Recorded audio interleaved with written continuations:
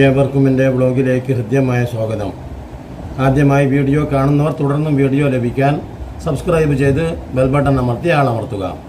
Video ഇഷ്ടമായാൽ ലൈക്കും ഷെയറും കമൻറ്റും ചെയ്യുക.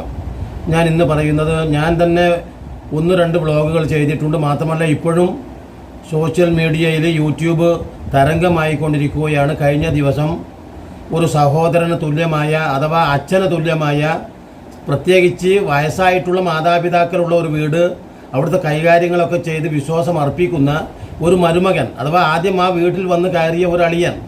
അപ്പോൾ ആ പെൺകുട്ടിക്ക് കേവലം 4 വയസ്സ് പ്രായമുള്ളപ്പോഴാണ് ഈ പറയുന്ന ചേട്ടത്തിയുടെ ഭർത്താവായ ഈ അളിയൻ ആ വീട്ടിൽ വന്ന് കയറുന്നത്. നമുക്കൊക്കെ ആലോചിച്ച് നോക്കാം, 4 വയസ്സ് പ്രായത്തിൽ ഒരു വീട്ടിൽ അളിയനായിട്ട് എത്തുന്ന, ഒരു രക്ഷാധികാരിയായിട്ടെത്തുന്ന ഈ പെൺകുട്ടിയുടെ എല്ലാ എന്താ പറയുക ചുമതലയുമുള്ള ഒരു രക്ഷാധികാരി എന്ന നിലയ്ക്ക്, ഇപ്പോൾ ഒരു സ്കൂളിൽ കൊണ്ടേ ചേർക്കാനാണെങ്കിൽ, അതല്ലെങ്കിൽ ഒരു ഹോസ്പിറ്റലിലേക്ക് സുഖമില്ലാതെ കൊണ്ടുപോകാൻ വേണ്ടിയാണെങ്കിൽ, അതല്ലെങ്കിൽ അവൾക്ക് ഒരു കാവലാളായിട്ട് നിലനിൽക്കേണ്ട ഒരു ചേട്ടൻ. ആ ചേട്ടനെ വിശ്വസിച്ച ഒരു മാതാപിതാക്കളെ കുറ്റം പറയാൻ ഒരിക്കലും പറ്റില്ല. അവർക്ക് വയസ്സായിട്ടുണ്ട്. മാത്രമല്ല അവൻ ഇനി നിന്നല്ലെങ്കിൽ നാളെ ഈ പെൺകുട്ടി വളർന്നു വലുതായി പ്രായമാകുമ്പോൾ ആ പെൺകുട്ടിക്ക് ഒരു രക്ഷാധികാരിയാവേണ്ടത് ഈ അളിയൻ തന്നെയാണ്, യാതൊരു സംശയവുമില്ല. മാത്രമല്ല എത്ര ദുഷിച്ച അളിയനാണ് ഈ കടന്നു വന്നിട്ടുള്ളതെന്ന് ഈ പെൺകുട്ടിക്ക് എങ്ങനെയാണ് അറിയാൻ കഴിയുമോ? യാതൊരു വഴിയുമില്ല.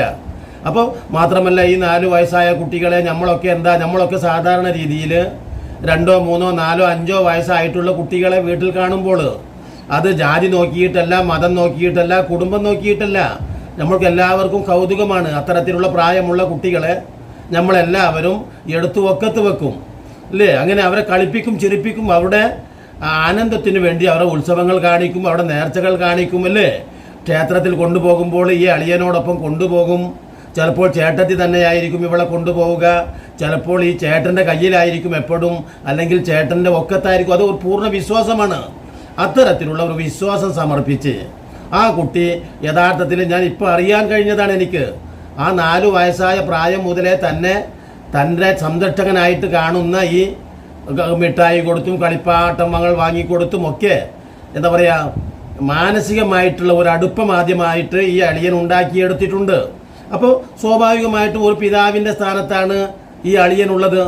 അതുകൊണ്ട് തന്നെ ആ പിതാവിനെ പോലെ, തൻ്റെ മൂത്ത സഹോദരനെ പോലെ സ്നേഹിക്കുകയും വിശ്വസിക്കുകയും ചെയ്തു.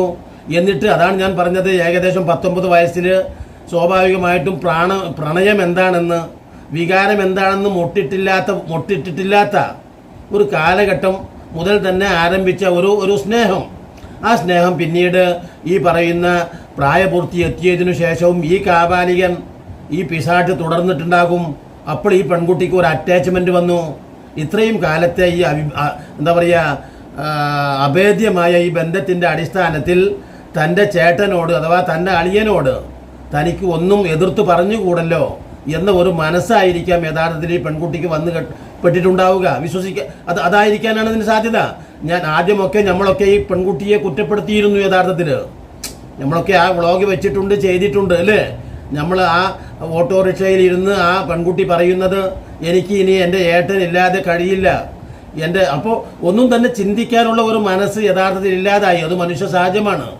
നമ്മളെപ്പോഴും എന്തിനാണ് ഒരു മയക്കുമരുന്ന് ഉപയോഗിച്ചാൽ സ്വന്തം അമ്മയെ കൊല്ലുന്നു അല്ലേ, സ്വന്തം കൂട്ടുകാരെ കൊല്ലുന്നു, ലഹരിക്ക് അടിപ്പെട്ടു എന്നതുപോലെ തന്നെ സ്വാഭാവികമായിട്ട് ഈ പ്രണയത്തിന്, അഥവാ പ്രണയം അതൊരു ലഹരിയാണ്. നമ്മളീ പറയുന്നത് പോലെ ലഹരിക്ക് അടിപ്പെട്ടു ഈ പെൺകുട്ടി. അപ്പോൾ എന്താണ് താൻ ചെയ്യാൻ പോകുന്നത്? താൻ ഈ പറയുന്നത് ഒന്നും തന്നെ ഈ പെൺകുട്ടിക്ക് ബോധമില്ലാതെ വന്നു.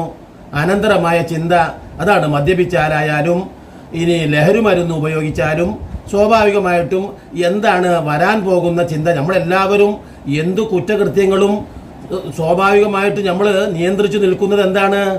അനന്തരാലോചന. ഇതിൻ്റെ ശേഷം ഇനി എന്തെല്ലാമാണ് പ്രശ്നങ്ങൾ ഉണ്ടാവുക അല്ലേ? ലോകത്ത് മനുഷ്യരെ പിടിച്ചു നിർത്തുന്ന ഒരേ ഒരു ഘടകം അവൻ്റെ അനന്തരാലോചനയാണ്. ഈ സംഭവത്തിന് ശേഷം അതാണ് വായി വിട്ട വാക്കും കൈവിട്ട ആയുധവും എന്നൊക്കെ പഴയ ആളുകൾ പഠിപ്പിക്കുന്നത്. ഇത് രണ്ടും നമുക്ക് സംഭവിച്ചു കഴിഞ്ഞിട്ട് പിന്നീട് പൊരുത്തപ്പെടിക്കേണ്ടി വരും, അഥവാ ക്ഷമാപണം നടത്തേണ്ടി വരും. ചിലർ ക്ഷമിക്കുകയില്ല, ചിലർ ക്ഷമിച്ചാൽ തന്നെയും അവ എന്നാലും എന്നോട് അങ്ങനെ പറഞ്ഞില്ലേ, ഒരു മകൻ അച്ഛൻ മകനോട് പരസ്പരം അതോടെ അമ്മയോട് മകൻ അല്ലേ. ഇപ്പോൾ ഓരോ കുറ്റവാളികളും അവരുടെ ഏറ്റവും ഹീനമായ പ്രവൃത്തിക്കു ശേഷം, ഇപ്പോൾ ഉദാഹരണം അമ്മയെ ഇല്ലാതാക്കി, അച്ഛനെ ഇല്ലാതാക്കി, ഇപ്പം നമ്മൾ എന്നും അനുദിനം കണ്ടുകൊണ്ടിരിക്കുന്ന വ്ളോഗുകളിലൊക്കെ ഈ പറയുന്ന പുത്രധർമ്മത്തിന് വിരുദ്ധമായി, മാതാപിതാക്കളും ഗുരു എന്ന് പറയുന്ന ആ സിദ്ധാന്തത്തിന് വിരുദ്ധമായി, എല്ലാം സാമൂഹ്യ ആദർശ വിരുദ്ധമായി നമ്മൾ എന്തെല്ലാം കാര്യങ്ങൾ കാണുന്നു. അതിൻ്റെ ഒക്കെ പ്രധാന കാരണം പറയാൻ പാടില്ലാത്തത് പറഞ്ഞതിനു ശേഷം, ചെയ്യാൻ പാടില്ലാത്തത് ചെയ്തതിനു ശേഷം അയ്യോ പറ്റിപ്പോയി എന്നിട്ട് എന്താ കാര്യം? ഒരു മനുഷ്യനെ കൊലപ്പെടുത്തി ഒരാൾ പെട്ടെന്നുള്ള അവിവേകത്തിൽ ലഹരിക്ക് വിധേയമായ ഒരു മകൻ അമ്മയെ കൊലപ്പെടുത്തിയതിനു ശേഷം കുറേ വന്നു കരഞ്ഞു, പൊട്ടിക്കരഞ്ഞു. ഇനി അവൻ തന്നെ അവൻ്റെ സ്വന്തം ജീവനെ അങ്ങോട്ട് എന്താ പറയുക സൂയിസൈഡ് ചെയ്തു, ഇല്ലാതാക്കി. എന്താ അതുകൊണ്ട് പ്രയോജനം? യാതൊരു പ്രയോജനവുമില്ല. ആലോചിച്ച് നോക്കൂ നിങ്ങൾ. അതോടൊപ്പം തന്നെ സ്വന്തം വീടിന് അങ്ങോട്ട് ഇല്ലായ്മ ചെയ്യപ്പെട്ടു. അതല്ലെങ്കിൽ തൻ്റെ സഹോദരൻ തൻ്റെ സുഹൃത്തിനോട്, നമ്മൾ കാണുന്നുണ്ട് മദ്യപിക്കുന്ന ആളുകളെ സംബന്ധിച്ചൊക്കെ, ലഹരിക്ക് വിധേയമാകുന്നവർ ചെയ്യുന്ന അപ്പോഴത്തെ പ്രവൃത്തി, അതിൻ്റെ അനന്തരഫലം അവർ ചിന്തിക്കാറില്ല എന്നതുപോലെ ഈ പെൺകുട്ടി ഇതൊരു പ്രണയ ലഹരി പിടിച്ചു.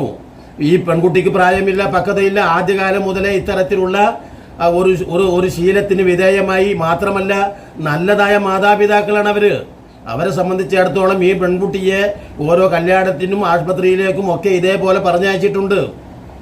അപ്പോഴൊക്കെ തന്നെ തങ്ങൾക്ക് ഒരു മൂത്ത മകനെ പോലെ, അങ്ങനെയുണ്ടല്ലോ വീട്ടിൽ ആദ്യം എത്തുന്ന ഒരു മരുമകനെ തുല്യ സ്ഥാനത്ത്, അഥവാ കുടുംബത്തിൻ്റെ ഏറ്റവും വലിയ ഉത്തരവാദിത്വം നിർവഹിക്കേണ്ട ഒരു ബാധ്യത ആ മരുമകനുണ്ട്. അതുകൊണ്ട് തന്നെ വിശ്വസിച്ച് ഏൽപ്പിക്കുകയും അങ്ങനെ കൊണ്ടുപോവുകയുമാണ് ചെയ്തത്. അത് ഇത്തരത്തിലുള്ള ഏറ്റവും നീചമായ മോശമായ രീതിയിൽ ഈ പിശാചായ ഈ തെമ്മാടി ഇത്തരത്തിൽ മുതലെടുക്കുകയായിരുന്നോ എന്ന് ഒരിക്കൽ പോലും ആ മാതാപിതാക്കൾ അറിഞ്ഞിട്ടുണ്ടാവുകയില്ല. അതോടൊപ്പം തന്നെ തൻ്റെ വിവാഹമാണ് വരാൻ പോകുന്ന നാളിൽ പിറ്റേന്ന് അല്ലെങ്കിൽ അതിൻ്റെ പിറ്റേന്ന് നടക്കാൻ പോകുന്ന തൻ്റെ വിവാഹത്തെ പോലും ഓർക്കാനുള്ള ഒരു ചിന്താഗതി ആ പെൺകുട്ടിക്ക് നഷ്ടമായത് ഈ പറയുന്ന ചേട്ടൻ്റെ ഈ പറയുന്ന എന്താ പറയുക ഈ പറയുന്ന വൈകാരികതക്ക്, അഥവാ ഞാൻ നേരത്തെ പറഞ്ഞതുപോലെ ഒരു ലഹരിക്ക് വിധേയമായതാണ് ആ പെൺകുട്ടി. തൻ്റെ ജീവിതത്തെയാണ് ചവിട്ടി മതിക്കാൻ പോകുന്നത്. തൻ്റെ കുടുംബത്തിൻ്റെ ജീവിതത്തെയാണ് ചവിട്ടി മതിക്കാൻ പോകുന്നത്. തൻ്റെ സഹോദരിയുടെ ജീവിതമാണ്, ആ സഹോദരിയുടെ 3 കുട്ടികളുടെ ജീവിതമാണ് ഇല്ലാതാക്കാൻ, കാരണം ചവിട്ടി മതിക്കാൻ പോകുന്നത്. മാത്രമല്ല ഏതു മതവിശ്വാസത്തിലായാലും ദൈവികമായിട്ട് ഒരു ശാപം എന്ന് പറയുന്നതുണ്ടല്ലോ. ഈ ചെറിയ എവിടെയും എത്തിയിട്ടില്ലാത്ത ഈ പെൺകുട്ടികൾ, എവിടെയും എത്തിയിട്ടില്ലാത്ത ഈ സ്ത്രീ, കാരണം അവൻ വേറൊരു കൂലിപ്പണിക്കൊന്നും പോകുന്നതായിട്ട് നമ്മൾ കേട്ടിട്ടില്ല. ഇത്തരത്തിൽ ഒരു ഓട്ടോറിക്ഷ ഡ്രൈവറായ അവനിലാണ് ശരണം. അവൻ ഇത്തരത്തിൽ തന്നെ ഇങ്ങനെയാണ് പ്രവർത്തിച്ച എന്താ സ്ഥിതി? മാത്രമല്ല ഇവൻ ആദ്യം തന്നെ ഇവൻ ദുഷിച്ച ഒരുത്തനായിരുന്നു. ആ ദുഷിച്ചവരെ കുറിച്ച് ഈ കുടുംബങ്ങൾക്കൊന്നും വേണ്ടത്ര വിവരമുണ്ടായിരുന്നില്ല. ചില ആളുകൾ അങ്ങനെയുണ്ട്, ശുദ്ധന്മാരായ ചില കുടുംബങ്ങളുണ്ട്. ഇപ്പം ഞാൻ ശുദ്ധനാണെന്നല്ല ഞാൻ പറഞ്ഞത്. തൊട്ട് അടുത്ത വീട്ടിൽ എൻ്റെ ഭാര്യ ഒരു ദിവസം ചോദിച്ചു, എൻ്റെ അടുത്ത വീട്ടിൽ ഉണ്ടായ ഒരു സംഭവമാണ്. ഒരു വീട്ടിൽ നിന്ന് യഥാർത്ഥത്തിൽ അയാളുടെ ഒരു മകൻ സ്വന്തം മൂത്ത മകനെ കാണുന്നില്ല ഒരു ദിവസം. അങ്ങനെ അലഞ്ഞു തിരിഞ്ഞു നടന്നപ്പോൾ എവിടെയാണെന്ന് യാതൊരു പൊഴിപിടുത്തവുമില്ല. അപ്പോൾ യഥാർത്ഥത്തിൽ ആ കുടുംബത്തിൽ ആ മകനായിരുന്നു യഥാർത്ഥത്തിൽ പ്രതീക്ഷ. ആ മകൻ ഒരു സ്ത്രീയെ കല്യാണം കഴിച്ചുകൊണ്ട് എങ്ങോ അകലേക്ക് മറിഞ്ഞിരിക്കുന്നു. അപ്പോൾ എൻ്റെ വൈഫ് പറഞ്ഞു എന്നോട്, ഇത് കുറേ കാലമായി മനുഷ്യ ഇവിടെ ഈ അവസ്ഥ തുടങ്ങിയിട്ട് നിങ്ങൾ എവിടെയായിരുന്നു? അതൊരു ചോദ്യമാണ്.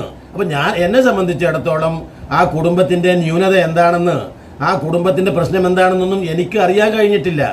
നമ്മുടെ തൊട്ടടുത്തുള്ള അയൽപക്കത്തുള്ള ഒരു വീട്ടിൽ എന്തു നടക്കുന്നു എന്ന് പ്രത്യേകിച്ച് ഈ കാലഘട്ടത്തിൽ അറിയാൻ കഴിയില്ല. മനുഷ്യർ തമ്മിലുള്ള ബന്ധങ്ങൾ അവരുടെ പല വ്യത്യസ്ത രീതിയിലായിരിക്കും. ഓരോരുത്തർ അഥവാ തുല്യർക്കിടയിൽ മാത്രമേ ബന്ധം നിലനിൽക്കുകയുള്ളൂ. ഞാൻ പറഞ്ഞില്ലേ, എനിക്ക് അടുത്ത ഒരു ബന്ധു ഉണ്ടായിരുന്നു. എൻ്റെ ഒരു അയൽവാസിയാണ് അയാൾ. ചെറുപ്പത്തിലെ നല്ല ബന്ധമായിരുന്നു. പക്ഷേ പിന്നീട് അയാൾ എന്നോട് ബന്ധം മുറിച്ചു. ആലോചിച്ച് നോക്കൂ. അപ്പോൾ എന്നതുപോലെ എന്താണ് അയാൾക്ക് ചിന്തിച്ചത് എന്നറിയില്ല. അതാണ് തുല്യർക്കിടയിലെ സൗഹാർദ്ദമുള്ളൂ എന്ന് പറഞ്ഞതിൻ്റെ അർത്ഥം അതാണ്. അപ്പം ഞാൻ ഇപ്പോൾ പറയുന്നത്, അപ്പോൾ ഇത്തരത്തിൽ ആദ്യം ഈ ശുദ്ധഗതിക്കാരായ വീട്ടുകാർ ഈ ചെറുക്കനെ കുറിച്ച് കൂടുതൽ അന്വേഷിച്ച് കാണില്ല. അന്വേഷിച്ചിട്ടുണ്ടായിരുന്നെങ്കിൽ ഈ ചെറുക്കൻ്റെ ദുസ്വഭാവങ്ങൾ അന്നു തന്നെ വെളിവാകുമായിരുന്നു. ഈ ചെറുക്കൻ മറ്റു പല വീടുകളുമായിട്ടും അഥവാ പല സ്ത്രീകളുമായിട്ടും ബന്ധമുണ്ടായിരുന്നു. അന്നും ഇവന് ഓട്ടോറിക്ഷ തന്നെയാണ് തൊഴിൽ. നമ്മളൊക്കെ സാധാരണ പറയാറുണ്ട്, ഓട്ടോറിക്ഷ ഡ്രൈവർക്ക് വിവാഹാലോചന വന്നാൽ നമ്മൾ പറയും അവൻ ഓട്ടോറിക്ഷ ഓടിക്കുന്നവനാണ്. ഓട്ടോറിക്ഷ ഓടിക്കുന്നു എന്ന ഒരു തരംതാണ തൊഴിൽ എന്ന നിലക്കല്ല ഞാനിത് പറയുന്നത്.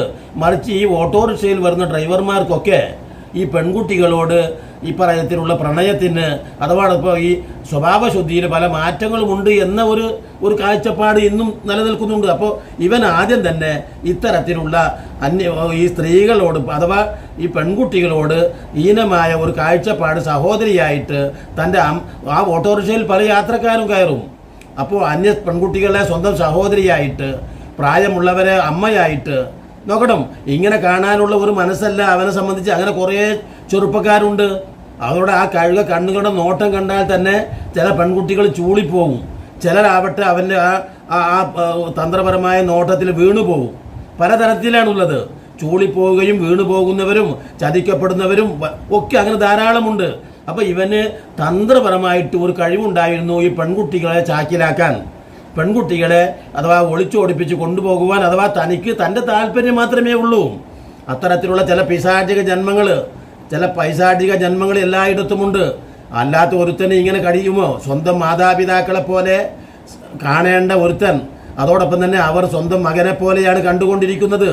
ആ മകനെ പോലെ കണ്ടില്ലായിരുന്നെങ്കിൽ അവനെ വിശ്വസിക്കുമോ? വീട്ടിൽ കയറ്റുമോ? ഒരിക്കലുമില്ല. ഇപ്പോൾ അറിയാൻ കഴിയുന്നത്, ഇപ്പോൾ ആ പെൺകുട്ടി ഗുരുവായൂർ അമ്പലത്തിൻ്റെ നടയിൽ വന്നിരുന്ന് നിസ്സഹായയായിട്ട് സങ്കടപൂർവ്വം കരയുന്ന അതോടൊപ്പം മുസ്ലിമായി എന്നൊക്കെ പറയുന്ന കഥകളും കേട്ടിട്ടുണ്ട്. അതിൻ്റെ സത്യാവസ്ഥ എന്താണെന്ന് അറിഞ്ഞുകൂടാ. എന്തു തന്നെ ആയാലും വല്ലാത്ത വേദനാജനകമായ ഈ അവസ്ഥയിൽ ഈ പെൺകുട്ടി വീട്ടിലെത്തി എന്നാണ് അറിയാൻ കഴിയുന്നത്. പക്ഷേ ആ മാതാപിതാക്കളാവട്ടെ ആ പെൺകുട്ടിയെ ഇരു കൈയും നീട്ടി സ്വീകരിച്ചിട്ടുണ്ട്.